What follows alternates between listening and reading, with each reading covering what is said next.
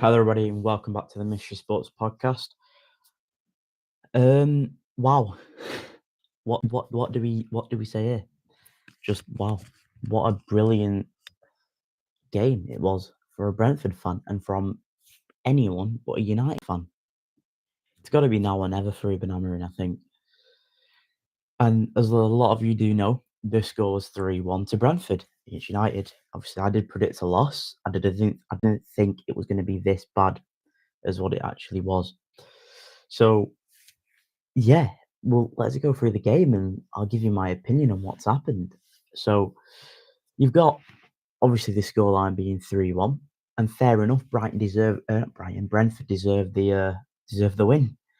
I mean, judging by the stats, like you've got United on 56% possession, 456 passing, compared to their 351 total passes, and you're just like, we pretty much dominated the ball. I mean, ever so slightly. However, how are we not scoring more chances? How are we not creating these many chances? And what happens to the shots that we have? Like Brentford has 8 shots on target and had less shots than us. We had 14 shots and they had 10. They've put 8 of theirs on target. We've had 6 on target. So it just shows there that even with this new strike force that we've got, we look useless in front of goal. I mean, fair enough, Sheshkov's goal for United, decent goal. Can't argue with it. But wow, it was very poor from United. I just honestly cannot see. I don't know. It's just disappointing as a United fan. I mean, you've got total tackles there, 9 all in each. Aerial duels, Brentford beat us by 2 on there, like the scoreline, 20 for them and 18 for us. So disappointing there, especially the way chasing the game. It just shows that they've got a bit more character, a bit more fight in them, whereas United clearly don't have any fight, as it seems to look like. Let's go through. So their first goal, to be fair, it was a great goal, but why is Maguire the last man? Ruben Amorim, why are you playing Maguire, who's everyone knows he's slow on the ball, and you've not played Lenny Yoro? Well, when you did play Lenny Yoro when he came on, you looked absolutely world class. You changed the game for us. We could carry the ball further. You could see the defensive line was much further when we had Lenny Yoro on the pitch than when we had Maguire. So what's happening there, mate? Why are you not starting Yoro? He's meant to be an amazing prospect, and he's not starting against Brentford. Why? I get it against Chelsea, yeah, because you might want that experience there, and they like to put crosses in the box. But Lenny Yoro is equally as good. Obviously, Maguire's better aerially, but Lenny Yoro is a miles better football player than Harry Maguire, 100%, and he's not started. So it's just disappointed there. I mean, then just the lack of pace that the defensive line has without Yoro in there is concerning, and Martinez in there. Shaw looked useless tracking back. Maguire, obviously, we know, and Dulit's not the quickest. So I, I don't know why we didn't decide to play Yoro, especially if we want to play this high line that we should be doing. We should be playing Yoro, who's arguably very quick at the back. And even Cunha as well today looked very, very poor. Like it was a very soft challenge, and to just go down like that to give the ball away, and then them obviously just to play that one ball over the top and the through, it was disappointing to see. And I know Cunha's obviously just come back from injury, so we can't really be like, oh yeah, you should be doing this, you should be doing that. But to go down that softly was very, very poor off him. So obviously, which led to them getting the ball and scoring. The second goal that they scored, I think, is a goalkeeping error. I don't really care what anyone says because it definitely is a goalkeeping error. You should have got the ball. I know people might say, "Oh, yeah, he could be he reacted also when he's dived the other way and he'll have to change his direction." But I think it's a goalkeeping mistake. And when is Lemon's getting his chance to play? Because judging by that performance, I know he's had a half decent game by Inter, but surely the third goal, we'll go on to that. That was disgusting goalkeeping.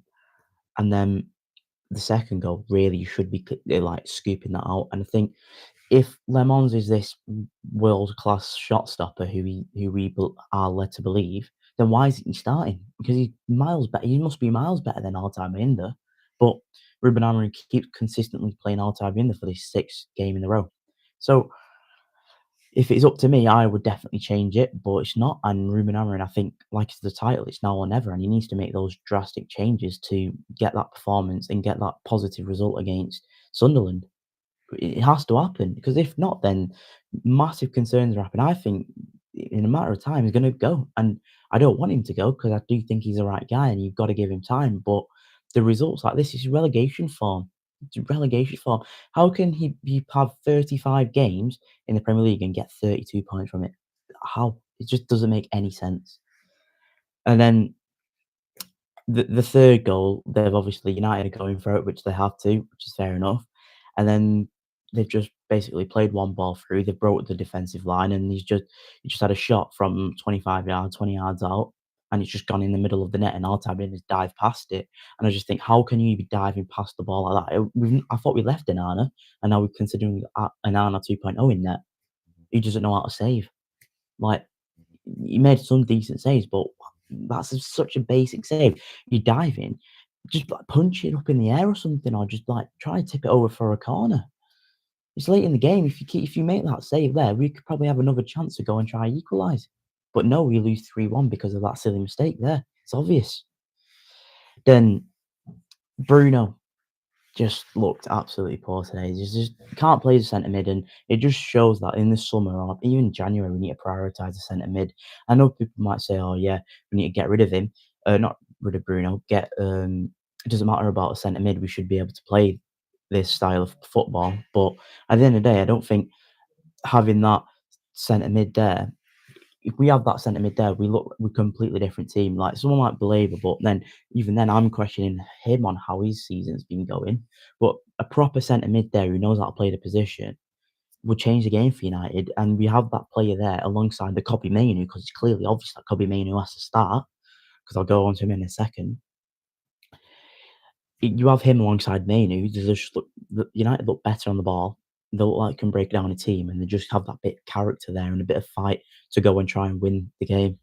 Or if we're losing like we were today, to go and equalise. And then, yeah, we'll go to Mainoo. Mainoo comes on, and we look like a better team. Agate looked useless. This season was meant to be his breakthrough season, or to show to us that he's an amazing player that everyone thought he was at PSG. And he just looked bang average. It doesn't even look like he'd get in the Brentford side. John Henderson looked better than Agate today, and he's about 40. How's that possible?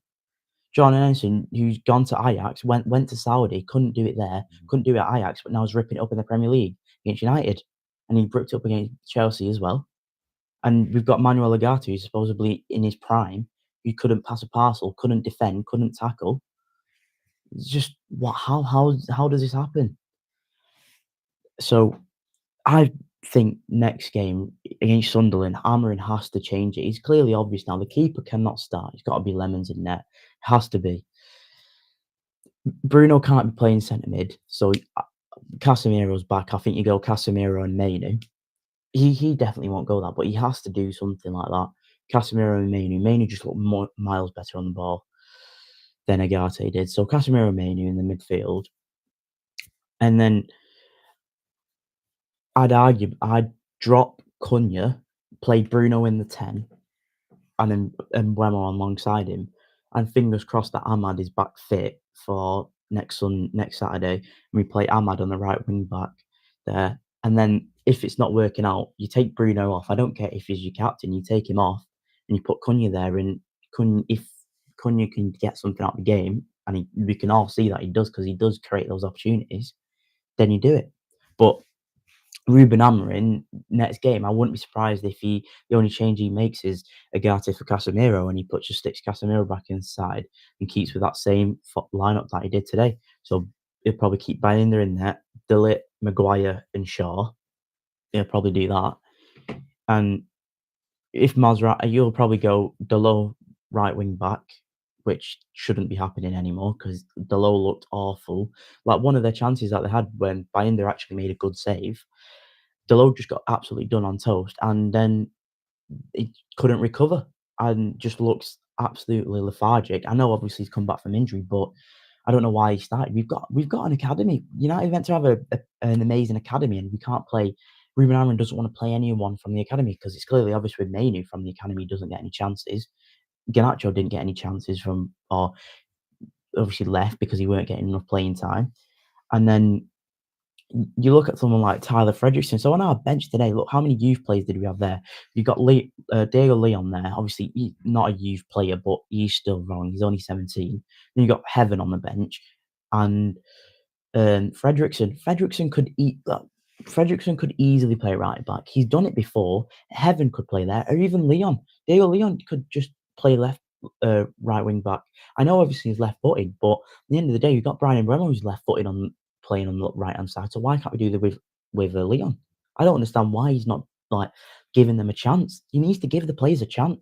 Like Mainu deserves it. Comes on in the 66th minute and tears it up pretty much and gives us a bit of like football and like that um the ball playing side that we want to be. Whereas Agate couldn't do anything. And then even Xerxes as well, when he came on, I know obviously he probably had like 10 minutes to try impact the game, but he had one header which he should have done miles better with. He just let it hit his head.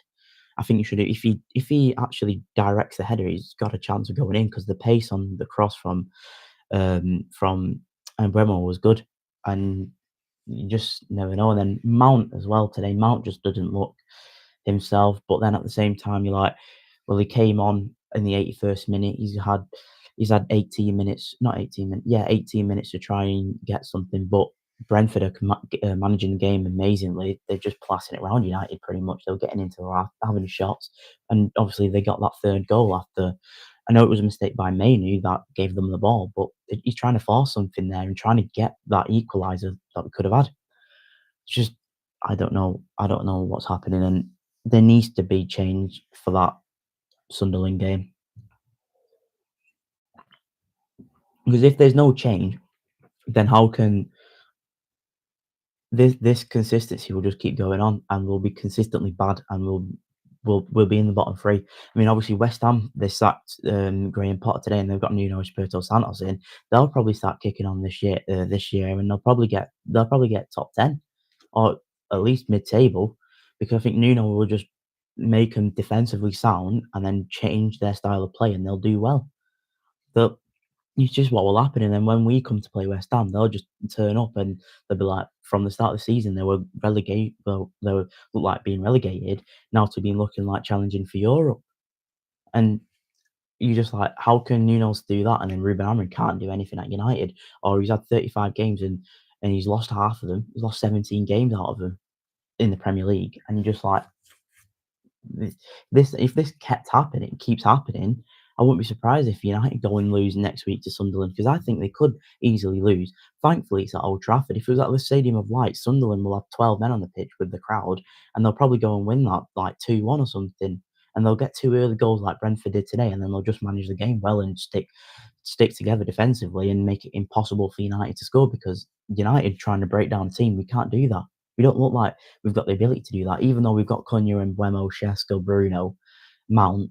We we just don't look like that side who can pass it around and create an opportunity for us. I mean, obviously Shesko's goal was good. He's good, great first touch, and it was a bit scrappy, but obviously he's put it away at the end of the day, and that's all we can hope for. I think that's what United lacked as the number 9. I don't think if that's Rasmus Højlund, I don't think he scores them. I think Højlund gives it up and falls on the floor. Even Xerxes, obviously Xerxes we know isn't a number 9. He's a number 10. Like he plays that number 10 position, gets the ball, links up the play really well, and obviously he pops up with a goal when he needs to, which is fair enough. And obviously he's turned his form around obviously since last year. So it's it's annoying.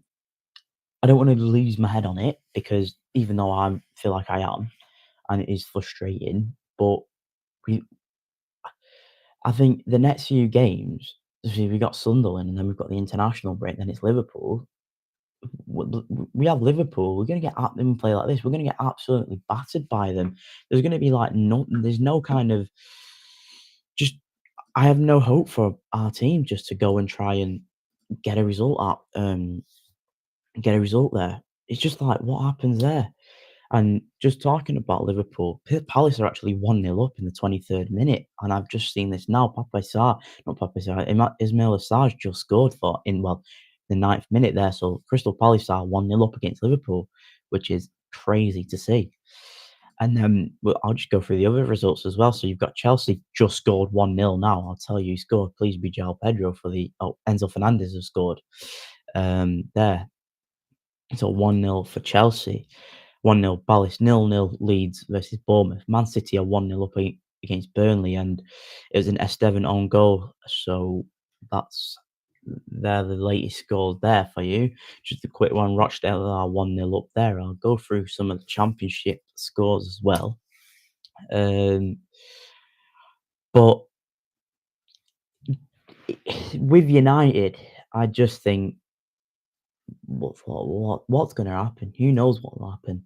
I just think there's it's just really frustrating to see what's happened. Like just looking at it now, I've just searched up the scores, Premier League scores, and you just see Brentford 3, Manchester United 1, and you're just like, how has this happened? This is almost as bad as we've ever been, really, really bad. And from 6 games to have 7 points is just unacceptable from a possible 18. You're just like, wow, what's going to happen? Because by the end, we could end up, let's say Newcastle win against Arsenal, they go above us. Um, well, let's get the table up because it's depressing, isn't it? Really, Newcastle go and win. They go above us. I mean, we've got Brighton. They go and win. They go above us. Um, yeah. Wow. I mean, we're on 11. No, we're not even on 11 points. I'm even reading the wrong thing. We're on 7 points. So Brighton go and win. They go above us. Newcastle win. They go above us. Forest win. They go above us.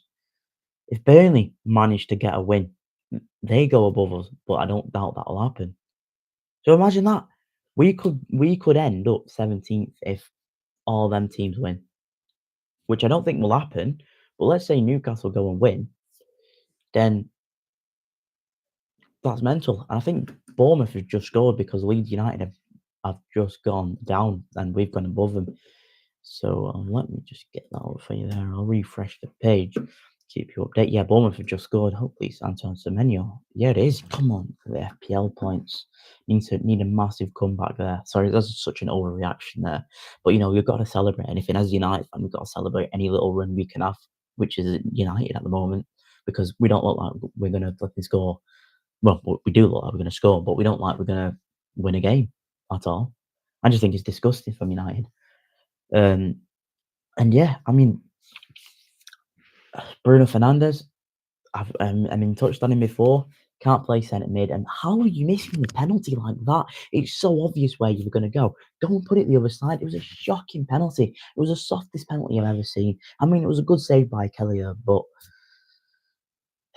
it's just, yeah, it's just disappointing, isn't it? Really, at the end of the day, like you just like we had so much. It's the hope that kills us, really, because I think we were all expecting. Like, we were all expecting a side to beat us, but then we were also thinking there, like, look, if United play well and you turn up, we can go and win this game. But we didn't turn up. We didn't look like we were gonna give them a fight. Brentford looked like they won it easily. I mean, I know by the stats that we've got a couple of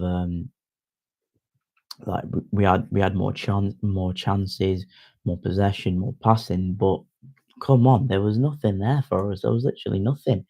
And I mean, I was speaking with some of my mates before and thinking, oh yeah, we can get back into this game like, as long as we come out in that second half and we push and we try give Tess Kelly out.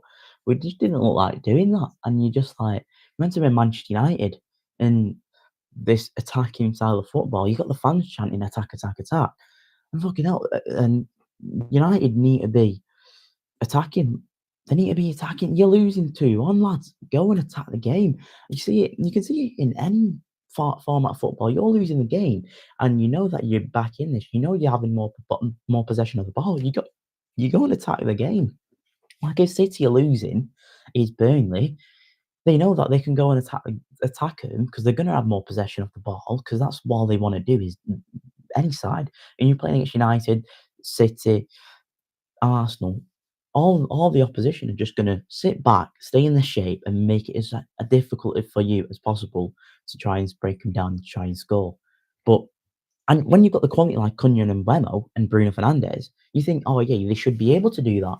But you know, we've not done it. We've lost the game 3-1, and it just clearly shows to the board that if you want to stick with Ruben Amorim, which I think should happen, because you can't be spending 300 million on the manager and then sacking him after 6 games, unless we were bottom of the league on 0 points like Wolves, but we're not. If we're, if I'm looking at it, I think United need to. They need this January transfer window. If they need to get centre mid in, 100% they need to get centre mid in. I'd take Jordan Henderson in. I know he's ex Liverpool player, but my God, he looked world class today. United made him look like he was in his prime again for Liverpool under Klopp. But we need to get centre mid in. We need a right wing back because Dalot just looks shocking, and Mazraoui can't play there because he's not attacking minded. And I'd rather have Mazraoui as a right centre half because he looked good there. Like he looks really good there.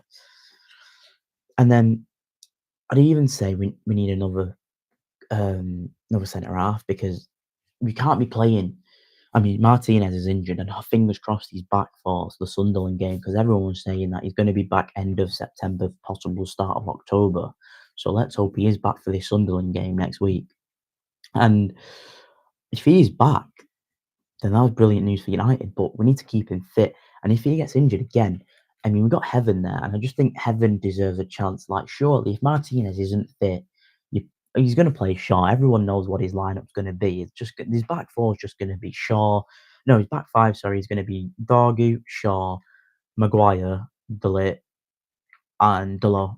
And if he doesn't start Maguire, he starts Euro. One of them.